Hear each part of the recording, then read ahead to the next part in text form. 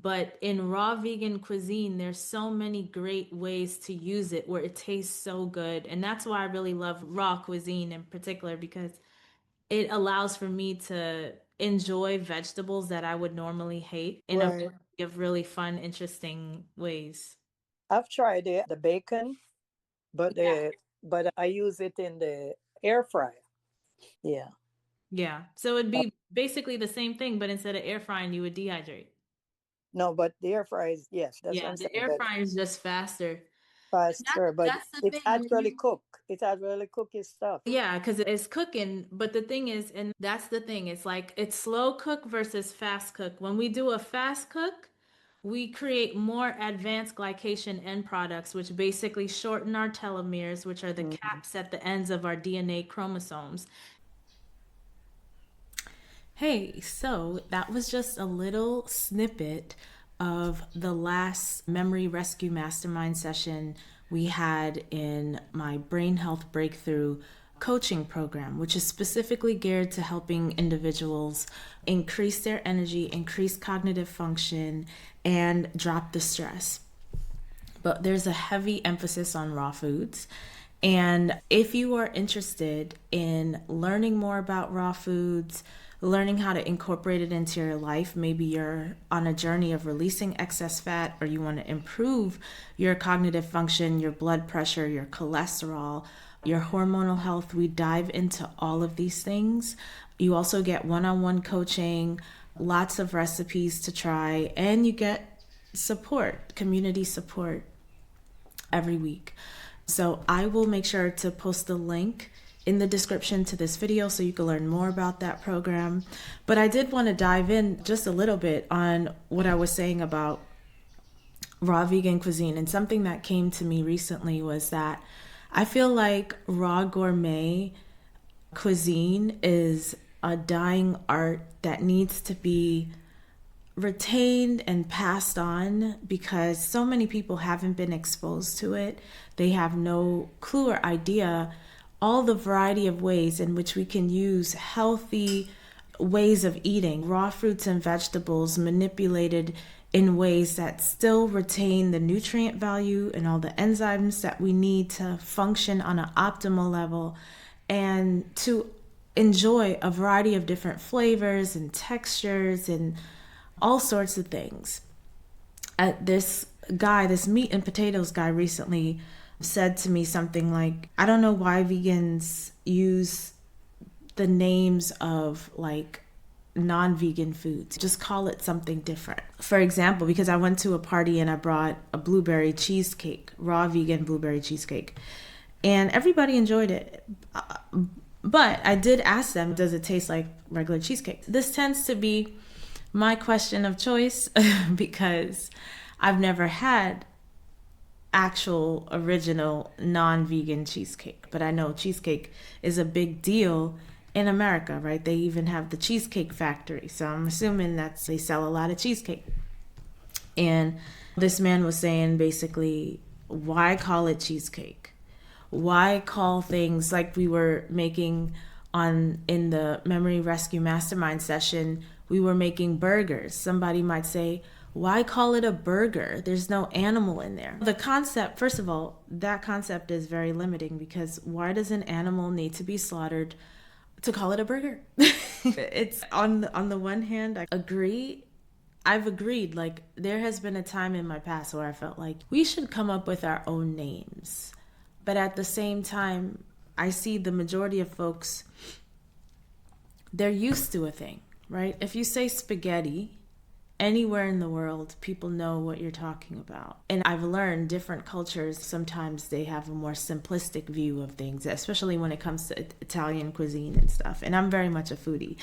But these things serve as a template. So as in raw vegan cuisine, we have crackers, we have pizza, we have burgers, we have lasagna, we have spaghetti, pad thai, literally anything you can have out there in the world that everyone's eating and having cardiovascular events. You can have a raw version that maintains the integrity of your metabolic functioning, which is the goal that we're looking for. So it's not a lifestyle of lack or deprivation. It's not really something anybody needs to get off, because it's not, to me, it's not a dietary trend. It's a lifestyle, right?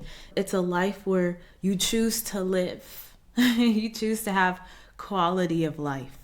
And eating a version of these foods that includes ingredients that clog up the arteries, constrict blood flow to the brain. So now we are at risk of mental health disturbances, cognitive functioning, right? This makes for an unhealthy or almost unlivable quality of life, right? It's not fun, not enjoyable. There's lots of suffering, lots of expense, because you're basically tied to the medical system with processes, procedures, and surgeries, and medications, and all these doctor visits, right?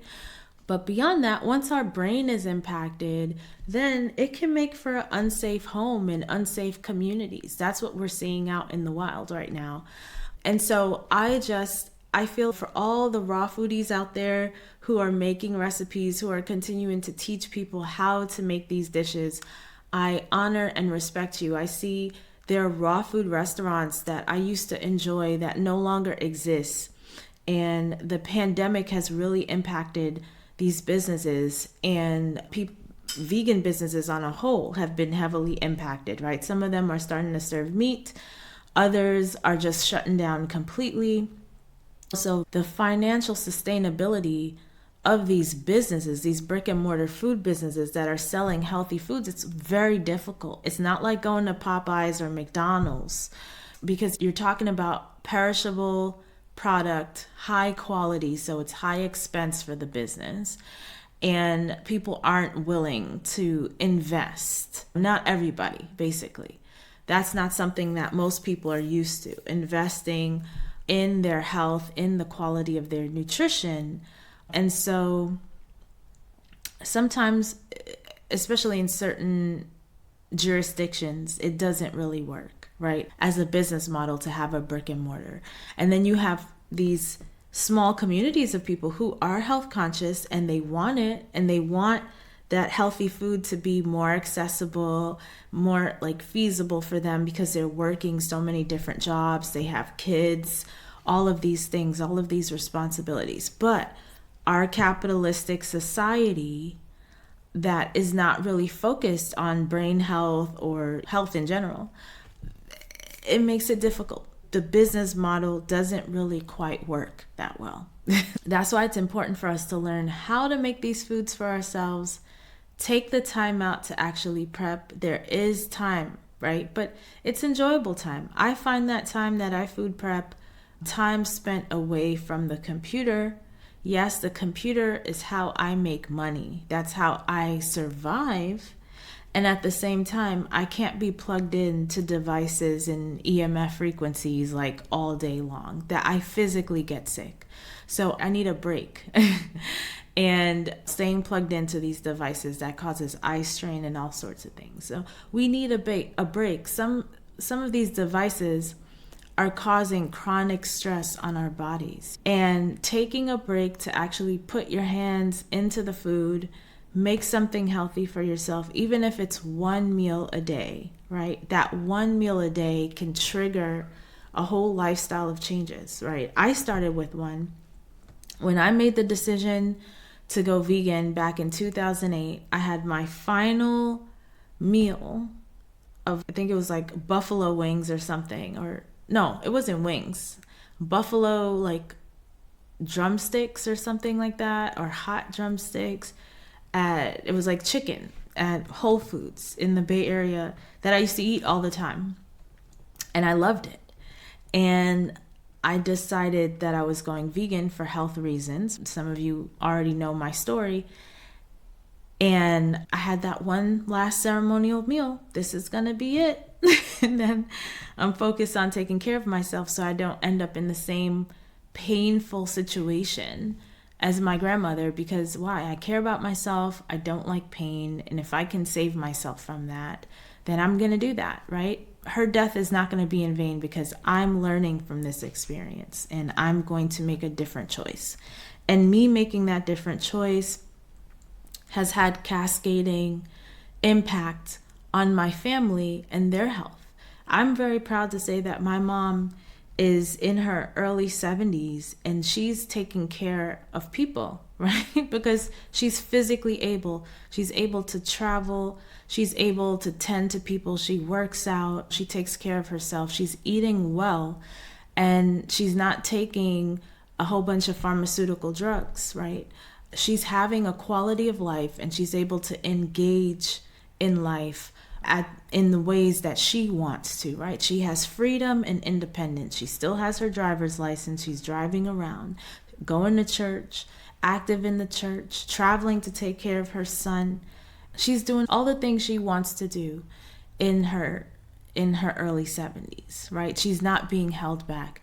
And this is what raw foods allows the body to do because it optimizes metabolic functioning. Now, is everybody in the group eating raw? Not necessarily. We recently had a conversation about thyroid health, right? And if you have thyroid hormone imbalance, then you may want to be a little conservative when it comes to goitrogens and just steaming those. And I'm going to make a separate video on if there are any vegetables that we need to cook. Should we be mindful about eating raw all the time in all the foods? I'm going to post a video on that soon.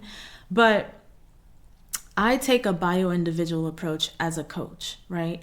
Not everyone is going to thrive eating the same way. But what we do know is that the plant-based kingdom is our species-specific diet for humans.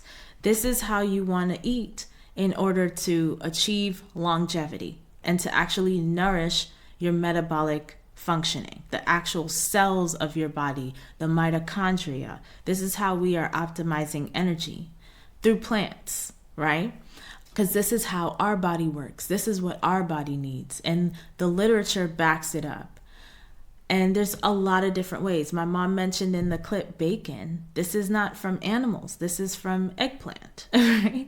And we were talking about how delicious raw vegan bacon is, made from eggplant in the dehydrator and seasoned to the T.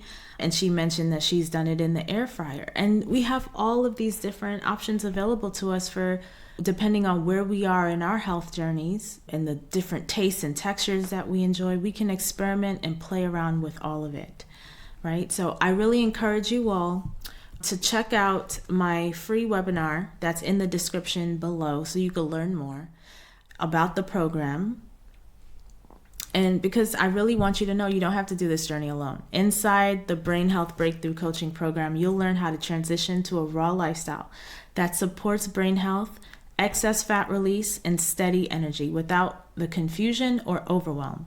You'll be a part of a supportive community, enjoy live raw food demos, and discover how food can help you drop stress. Think clear and feel amazing through the holidays and beyond. We're moving into November now, so all the demos are going to be around Thanksgiving meals. And then once we get into December, there will be more holiday meals that are appropriate for the time. But I want to make sure this program is right for you. So make sure you click that link in the description below, and I'll see you next time.